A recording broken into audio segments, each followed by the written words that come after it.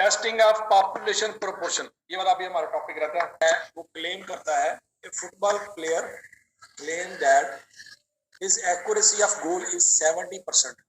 बच्चों फर्ज करो दानिश कनेरिया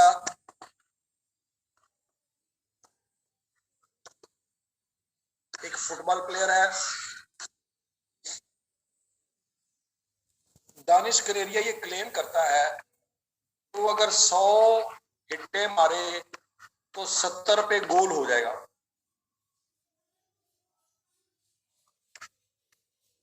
ये उसका क्लेम है।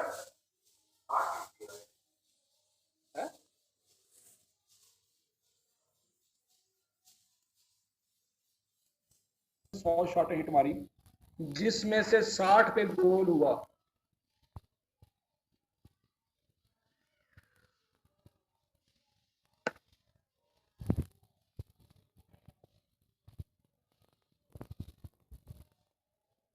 अच्छा जी, उसने क्लेम किया 70% उसकी एक्यूरेसी है। अगले सीजन में उसने 100 शॉटें मारी जिसमें से 60 में गोल हुए। अब बच्चों उस बंदे का क्लेम चेक करना है क्या वो सच्चा है या झूठा है। अच्छा बच्चों मुझे बताओ, चूंकि यहाँ पे परसेंटेज यूज हो रही है, तो परसेंटेज जब यूज होती है तो मीन की बात नहीं करते, प्रोपोर्शन की बात करते हैं। क्या ये बात समझ आ रही है?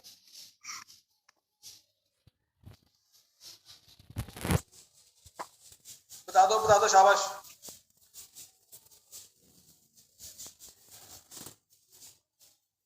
तो बच्चों मुझे बताओ, क्या हम ये क्लेम कर सकते हैं कि उसका P इज इक्वल टू 70%? ये क्लेम है।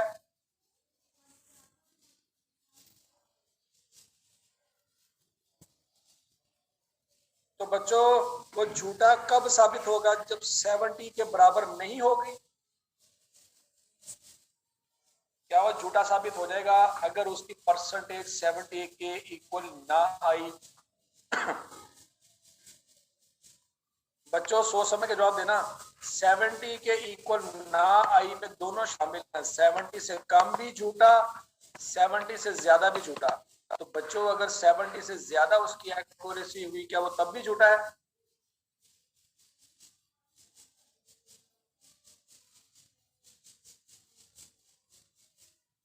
हाँ जी, 70 से ज्यादा गोल होंगे बच्चों तब वो झूठा नहीं है। सिर्फ एक सिनेरियो बनता है कि 70 से कम अगर उसकी परसेंटेज निकली तब वो झूठा होगा। क्या ये बात समझ आ गई?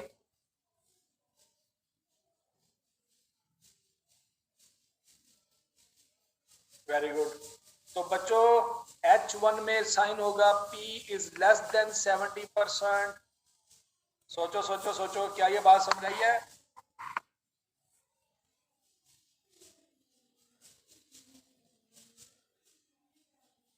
ओके। अब बच्चों ये चूंकि उसने क्लेम किया है, आपको पता ना चाहिए क्लेम होता है पॉपुलेशन पे। वो अपनी पूरी हिस्ट्री की बेसिस पे बात कर रहा होगा, पूरी हिस्ट्री की बेस पे क्लेम होता है पॉपुलेशन पे। अब अगले सीजन में जो उसने मैच खेले हैं, तो अगले सीजन में जो मैच खेले हैं वो पूरी जिंदगी के मैच नहीं है, वो सैंपल के मैच होंगे। वो उसकी पूरी जिंदगी में से 1 साल है, तो बात सैंपल की हो रही है, पॉपुलेशन की बात नहीं हो रही। क्या ये बात समझ आती है?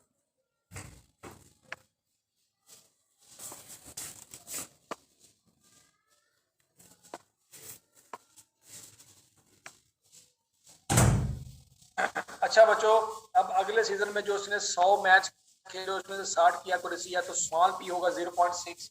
क्या ये बात क्लियर है सबको? स्मॉल पी है 0.6।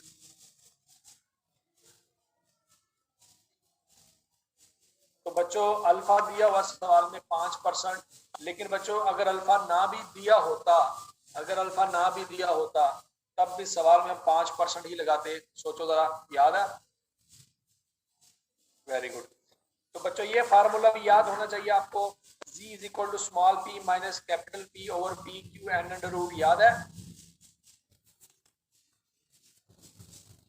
तो बच्चों स्मॉल p की जगह लिखेंगे 60%, कैपिटल P की जगह लिखेंगे 70%, और नीचे कैपिटल P कैपिटल Q आएगा 0.7 into 0.3 divided by 100 under root.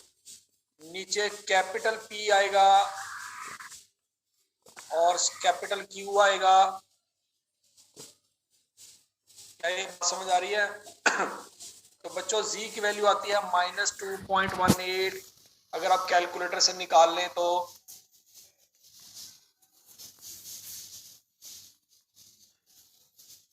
ये बात भी समझ आती है।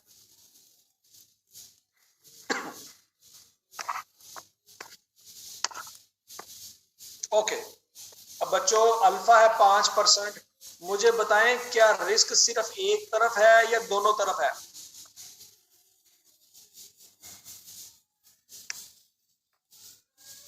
सारे का सारा रिस्क एक तरफ है। बच्चों मुझे सोच समझ के जवाब देना। अगर सारे का सारा रिस्क एक तरफ है तो ये वाला एरिया होगा 45%। सोच लो सोच लो।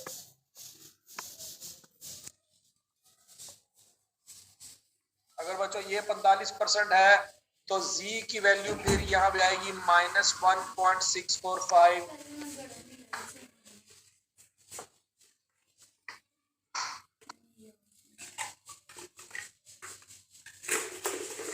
बच्चों हमारी वैल्यू आती है 2.18। बच्चों मुझे बताओ हमारी वैल्यू शेडेड एरिया में आती है या नॉर्मल एरिया में?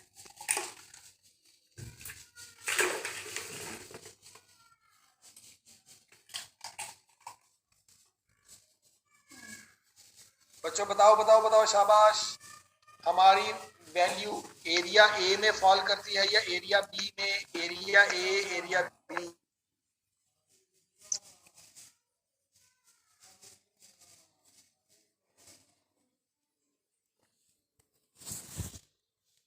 हमारी वैल्यू एरिया ए में फॉल करती है। क्या पूरी क्लास के सारे बच्चों को क्लियर है ये बात?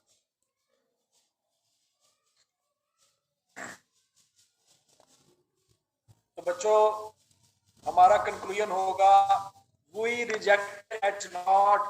वो बंदा झूठा है, उसने झूठ बोला। hence we may claim that hence we may say that his accuracy is below 70%। क्या ये बात समझ आ गई?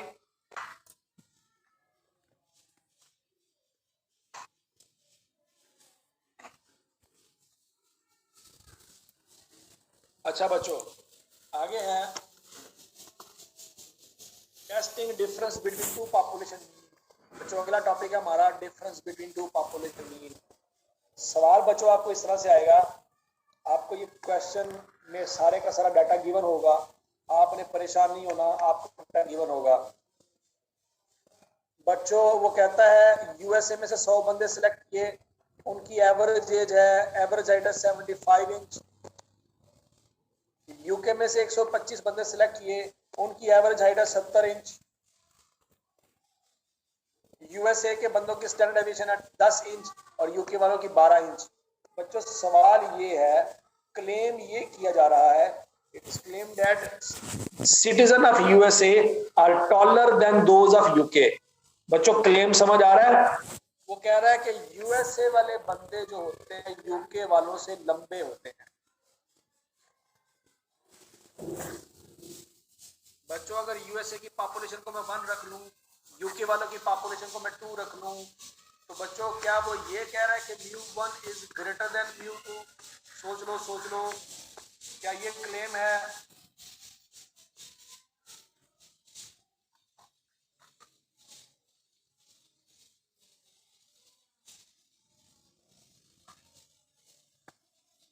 बच्चों मुझे बताओ ये झूठा कब साबित होगा? ये क्लेम झूठा कब होगा साबित? शाबाश शाबाश शाबाश सोचे।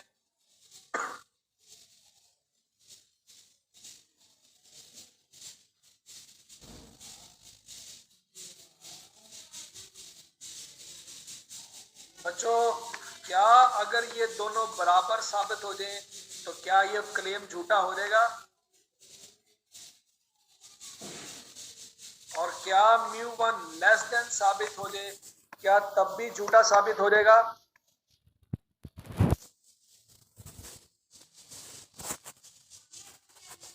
तो बच्चों देखो लेवल ऑफ सिग्निफिकेंस दिया हुआ है 1%। बच्चों ये क्लेम है μ1 इज ग्रेटर देन μ2, ये क्लेम है। बच्चों ये झूठा साबित होगा अगर μ1 is less than equal to μ2 हो। क्या ये बात समझ आती है? अब बच्चों आपको पता होना चाहिए लेस देन इक्वल टू का साइन आता है H0 के साथ और ग्रेटर देन का साइन आता है H1 के साथ, याद आ रहा है?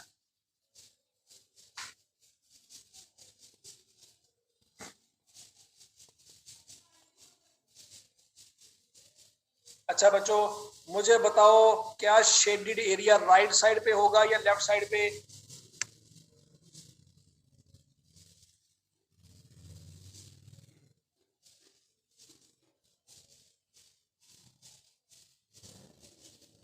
ग्रेटर देन का साइन, H1 का साइन देखते हैं, H1 का साइन, H1 में जो साइन आता है उसको देखते हैं बच्चों।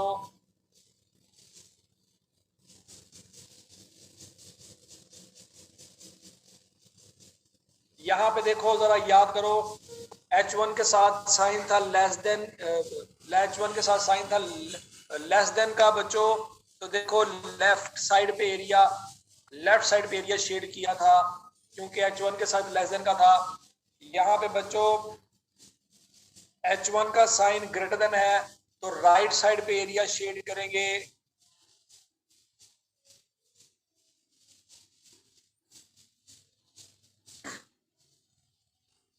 बच्चों अब ये शेडेड एरिया क्लेम वाला एरिया है और ये वाला एरिया रिजेक्शन वाला एरिया है। क्या ये बात समझ आ रही है? उसने कहा ग्रेटर देन, तो ग्रेटर देन का मतलब है इस एरिया में फॉल कर गई वैल्यू तो क्लेम, और अगर इस एरिया में फॉल ना कर गई, पीछे फॉल कर गई तो रिजेक्ट। क्या बात समझ आ रही है?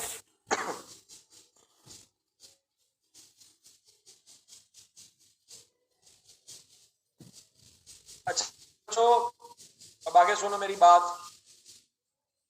अल्फा है 1%, अल्फा 1% है, सारे का सारा 1% इधर आ जाएगा तो बाकी ये एरिया 49% बनता है। सोचो, और 49% पे जी की वैल्यू बनती है 2.33। ये बात समझ आती है?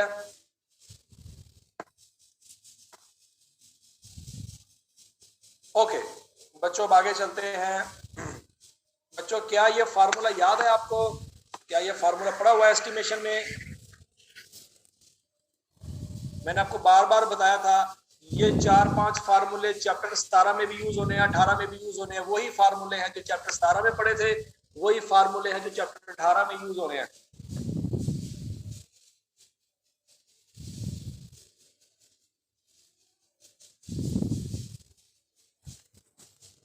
गौर से सुनना बच्चों, क्या H0 में ये बात लिखी हुई है μ1 इज इक्वल टू μ2? सोचो तो बच्चों अगर ये दोनों बराबर हो जाएं तो μ1 माइनस μ2 0 हो जाएगा। सोचो,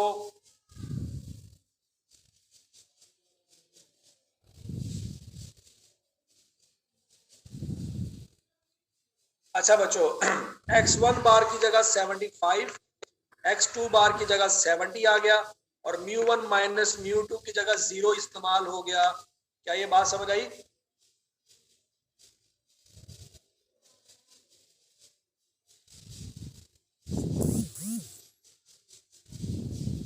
बच्चों मुझे बताओ, हमने इससे पहले जितने सवाल सॉल्व किए, मुझे बताओ बच्चों, ये 70% मैंने यहां पे पुट किया था।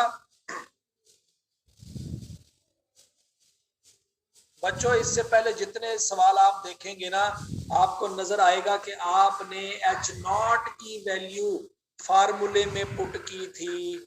H1 में तो 70% के बराबर कभी वैल्यू हो ही नहीं सकती। H1 में तो बराबर का साइन कभी आता ही नहीं। आप फार्मूले में जो वैल्यू पुट करते हैं वो हमेशा H0 की होती है, H1 की नहीं होती। क्या ये बात समझ आती है? हम फार्मूले में जब भी कोई वैल्यू पुट करते हैं बच्चों, वो H0 वाली वैल्यू होती है। क्यों? क्योंकि H0 में तो इक्वालिटी का साइन आता है, वही वैल्यू हम फार्मूले में पुट करते हैं। तो बच्चों इस जगह में भी जो फार्मूला है उसमें μ1 माइनस μ2, उसके लिए एच नॉट की वैल्यू यूज करेंगे। क्या ये बात समझ आ रही है?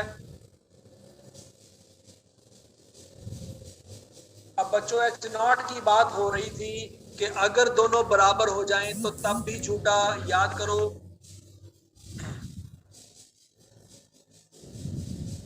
तो बच्चों अगर दोनों बराबर हो जाएं तो दोनों में फर्क 0 हो जाएगा। सोचो।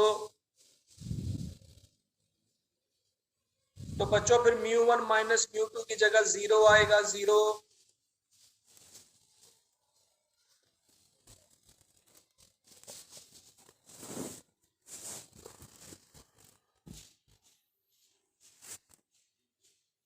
बच्चों बाकी सारा डाटा पुट कर देंगे, x1 बार, x2 बार, n1, n2, सिग्मा 1, सिग्मा 2, सारा डाटा बच्चों कैलकुलेटर में पुट करके क्या z की वैल्यू निकाल सकते हैं?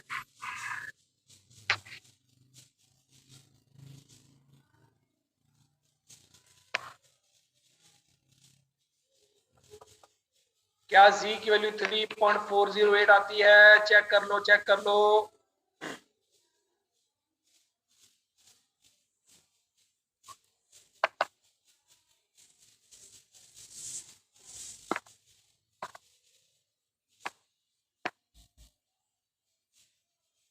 बच्चों देख लो, अगर यकीन नहीं आता तो कैलकुलेटर पे करके देख लेते हैं बच्चों। 75 minus 70 minus 0 over under root sigma 10 का स्क्वायर ओवर 100 प्लस 12 का स्क्वायर ओवर 125 इक्वल बच्चों 3.408 आंसर आ रहा है।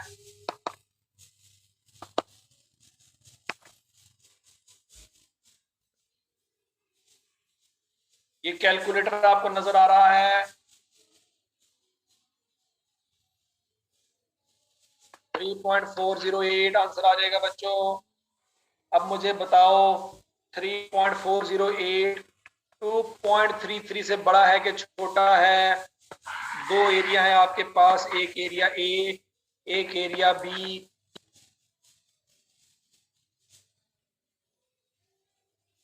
किस एरिया में फॉल करेगा, ए में या बी में?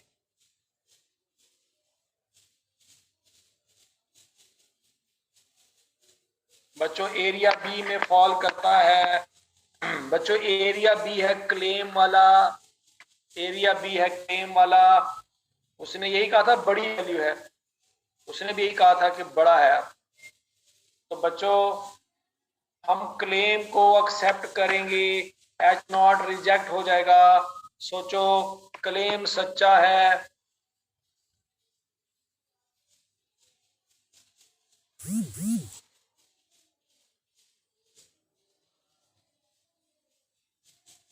तो बच्चों हम लिखेंगे we rejected H not and accepted H1। H1 यहाँ पे क्लेम है।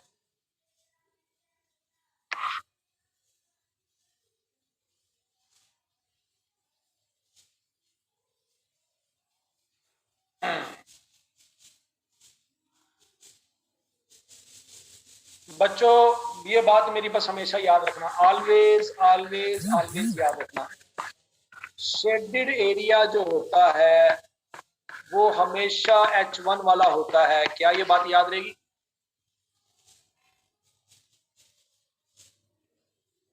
बच्चों यहाँ पे देखो, ये शेडेड एरिया था, ये H1 वाला एरिया था। देख लो गौर से, लेस देन का साइन है तो शेडेड एरिया लेस देन। बच्चों यहाँ पे मोर देन का साइन है तो शेडेड एरिया राइट साइड पे आ रहा है।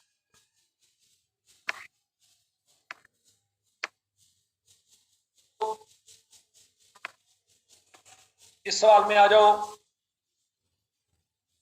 यहां पे हमने डिस्कस किया था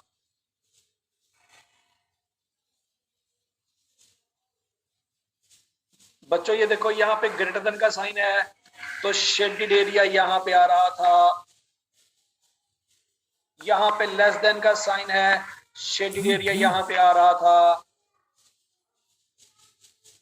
बच्चों यहाँ पे नॉट इक्वल टू का साइन है, तो शेडेड एरिया दोनों तरफ आ रहा था, याद करो। बच्चों यहाँ पे ग्रेटर देन का साइन है, तो शेडेड एरिया राइट साइड पे आ रहा था।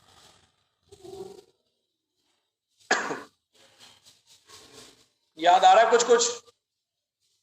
बच्चों यहाँ पे लेस देन का साइन है, तो शेडेड एरिया नीचे आ रहा था।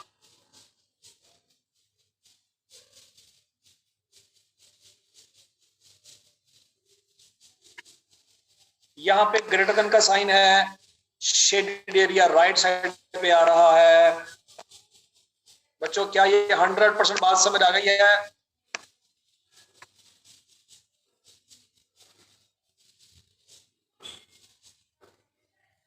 बच्चों शेडेड एरिया हमेशा H1 का होता है, नॉर्मल एरिया हमेशा H0 का होता है।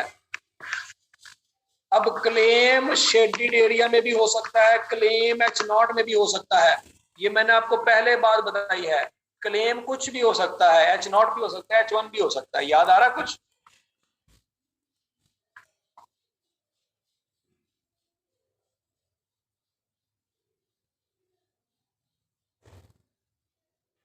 तो बच्चों इस दफा क्लेम आ रहा था H1 के साथ, इस दफा क्लेम आ रहा था H1 के साथ। तो क्लेम वाला एरिया H1 है, H1 का मतलब है कि शेडेड एरिया H1 है। तो बच्चों हमने क्लेम में चूंकि वैल्यू फाइल कर दिया, क्लेम को कहा एक्सेप्ट, एक्सेप्ट का मतलब है H1 एक्सेप्ट, क्लेम एक्सेप्ट का मतलब होगा H1 एक्सेप्ट। तो सीधी सी बात है, फिर H0 रिजेक्ट हो जाएगा। क्या ये बात समझ आ गई?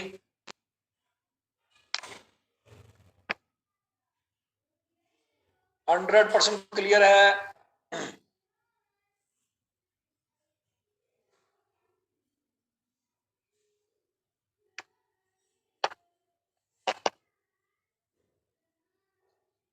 अच्छा जी बच्चों, आगे देखें, testing difference between two population proportion, ये अगला टॉपिक है हमारा। बच्चों आपको सवाल दिया जाएगा, डाटा दिया जाएगा, सवाल के अंदर आपने परेशान नहीं होना कि डाटा कैसे निकालना है, सीधा सीधा आपको डाटा दिया जाएगा। बच्चों सवाल यह है, a person claim that in USA there are more graduate compare to UK. एक बंदे ने क्लेम किया है कि यूएसए में ग्रेजुएट ज्यादा होते हैं एज कंपेयर टू यूके। अच्छा जी, अब हम उसके क्लेम को टेस्ट करने के लिए सैंपल सेलेक्ट किया दोनों कंट्री से। यूएसए में से बच्चों हमने 1000 बंदे सेलेक्ट किए, यूके में से हमने 1600 बंदे सेलेक्ट किए। बच्चों यूएसए में ग्रेजुएट है 800, यूके में ग्रेजुएट है 1200। तो बच्चों यूएसए में से परसेंटेज निकल आएगी और यूके में से परसेंटेज निकल आएगी।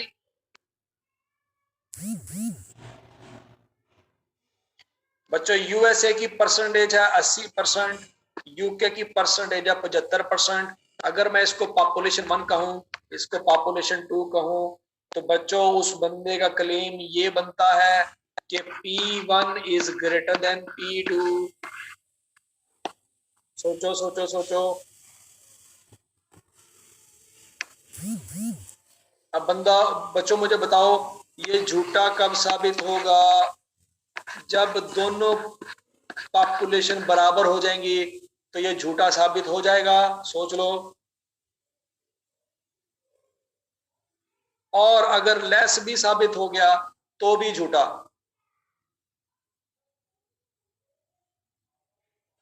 अब बच्चों आपको पता होना चाहिए, लेस देन इक्वल टू का साइन आता है H0 के साथ और ग्रेटर देन का साइन आता है H1 के साथ। सोचो सोचो सोचो।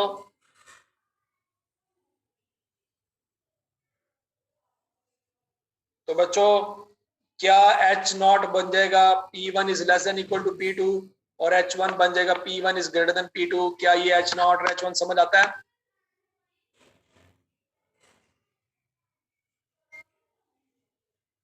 अच्छा बच्चों, अल्फा उसने आपको क्वेश्चन में दिया हुआ है 2%। बच्चों मुझे बताओ शेडेड एरिया राइट साइड पे होगा या लेफ्ट साइड पे?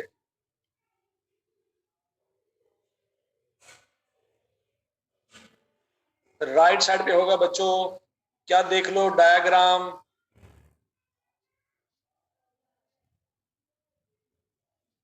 डायग्राम किधर गई? तो डायग्राम बना लेते हैं।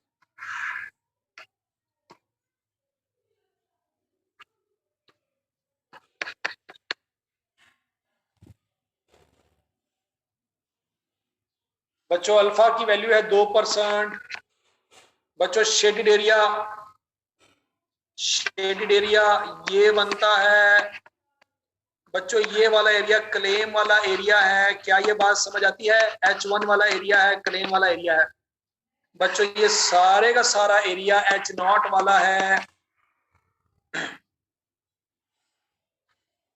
बच्चों अगर ये 2% है तो ये 48% होगा, और अगर ये 48% होगा तो मुझे बताओ जी की वैल्यू क्या आएगी?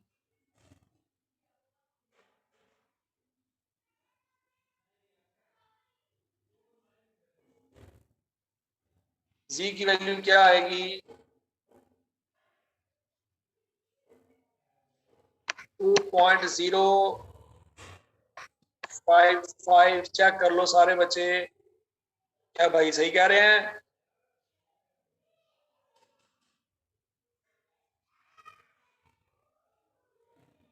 नहीं सही कह रहे। 2.33 आती है। टेबल में जाना पड़ना है, आप लोगों ने वैसे नहीं बात समझनी, टेबल में जाना ही पड़ना। बच्चों यहाँ पे देखो 4800 4800 कहाँ पे आता है?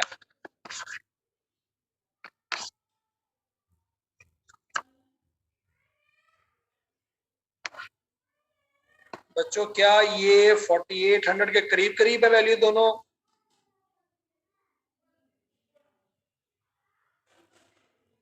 बच्चों ये 2.05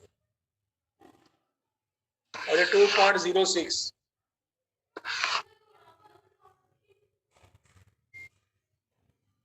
तो बच्चों एक है 2.05, एक है 2.06। तो बच्चों 2.055 होगा।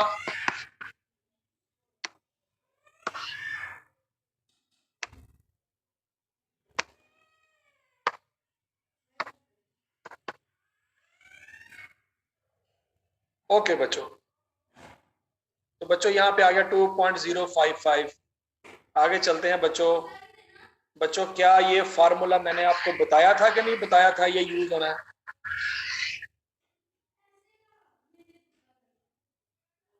Very good. बच्चों ये जो हमने यूएसए की पूरे मुल्क में से 1000 बंदे सिलेक्ट किए हैं, क्या ये पूरी पॉपुलेशन है कि सैंपल है?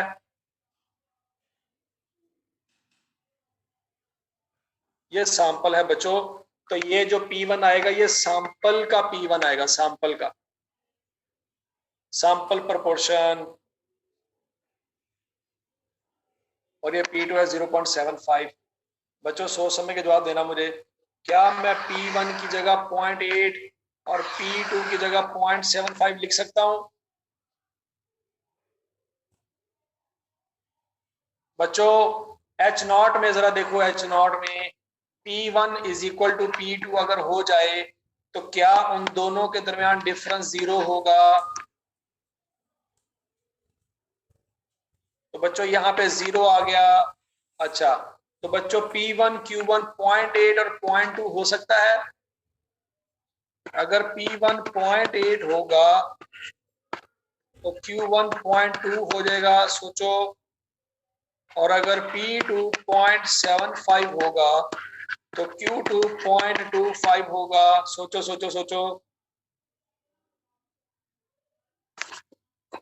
बच्चों वो वैल्यू यहाँ पे पुट की 0.75 0.25 डिवाइडेड बाय 1000 डिवाइडेड बाय 1600। ये सवाल में दिया हुआ है। 1000 बंदा यहाँ से लिया था, 1600 बंदा यहाँ से लिया था। बच्चों ये फार्मूले में वैल्यू पुट की तो जी की वैल्यू आ गई 3.0031।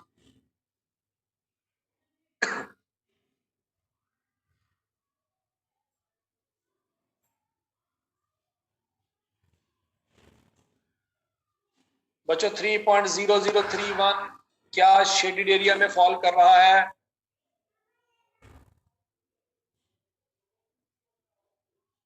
बच्चों शेडेड एरिया में फॉल करने का मतलब ये हुआ H1 ठीक है, मतलब क्लेम ठीक है।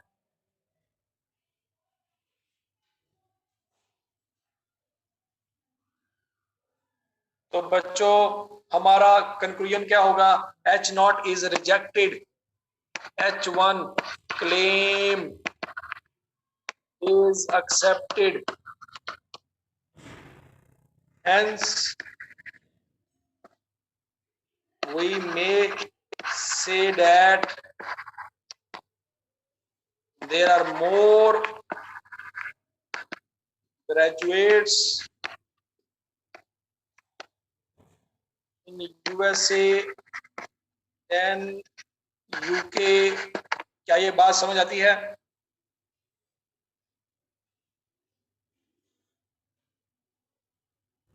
वेरी गुड बच्चों। और बच्चों ये देखो, ये वही फार्मूले हैं चैप्टर 17-18 में जो यूज होने हैं। ये वाला फार्मूला, ये वाला फार्मूला, ये सारे फार्मूले वही हैं जो चैप्टर 17-18 में यूज हुए हैं। बच्चों चैप्टर नंबर 18 भी आज आपका कंप्लीट हो गया है। Chapter 18 complete.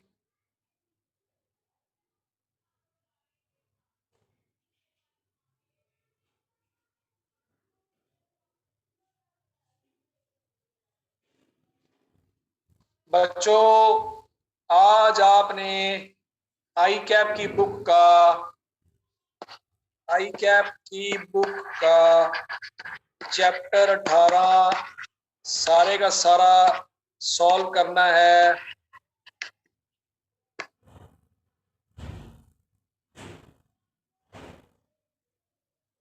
और फिर उसके बाद मेरी बुक का चैप्टर 18 कंप्लीट करना है।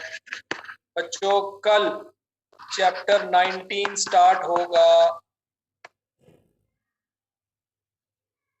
आपका सिलेबस इंशाल्लाह 10 जून तक कंप्लीट हो जाएगा।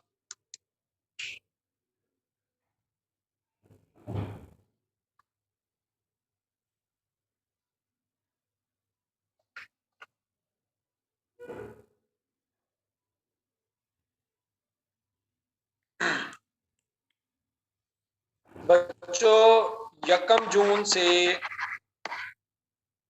ऑनवर्ड 15 जून तक साथ साथ आपकी रिवीजन भी होगी।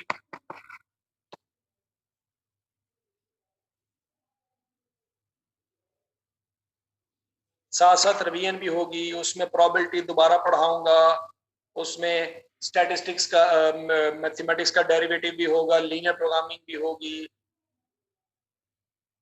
ठीक है।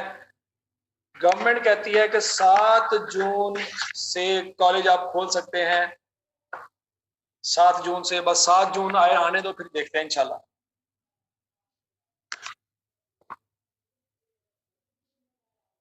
हाँ जी हाँ जी, सारा कुछ रिवाइज होगा। ओके जी बच्चों, अल्लाह हाफिज, अल्लाह हाफिज। आज आपने ये काम करना है, स्लाइड में सेंड कर देता हूँ। ओके जी बच्चों, अल्लाह हाफिज।